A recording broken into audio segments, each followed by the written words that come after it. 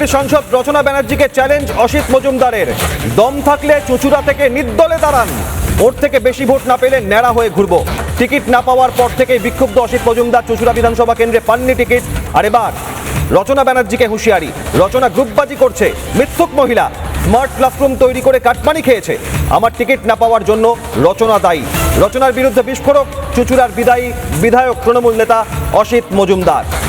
রচনা ব্যানার্জিকে চ্যালেঞ্জ অসিত মজুমদারের। দম থাকলে চুঁচুড়া থেকে নির্দলে দাঁড়ান, ওর থেকে বেশি ভোট না পেলে ন্যাড়া হয়ে ঘুরবো। টিকিট না পাওয়ার পর থেকেই বিক্ষুব্ধ অসিত। রচনা গ্রুপবাজি করছে, মিথ্যুক মহিলা, স্মার্ট ক্লাসরুম তৈরির নামে কাটমানি খেয়েছে রচনা। আমার টিকিট না পাওয়ার জন্য দায়ী রচনা। রচনা ব্যানার্জি হুগলির তৃণমূল সাংসদকে আক্রমণ। হুগলির চুঁচুড়ার বিদায়ী তৃণমূল বিধায়ক অসিত মজুমদার।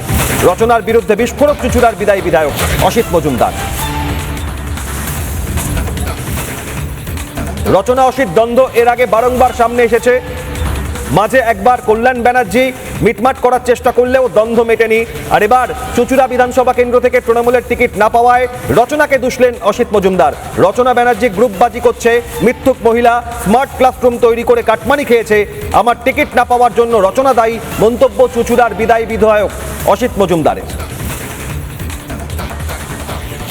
ও দিদির কান বাড়ি করেছে, এই যে দেখছেন না, বিশ্বাস, আস্থা, ভালোবাসা বলেছে, আপনাদের বলেছে, আপনাদের বলেছে। তার মানে কি আমার উপর মানুষের বিশ্বাস নেই?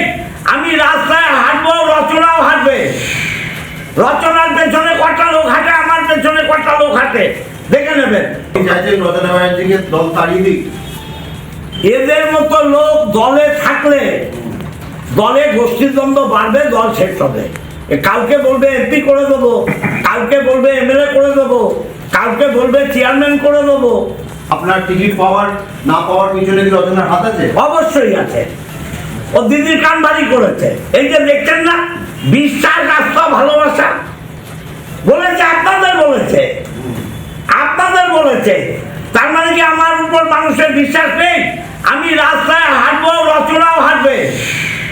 রচনার পেছনে কটা লোক হাঁটে, আমার পেছনে কটা লোক হাঁটে,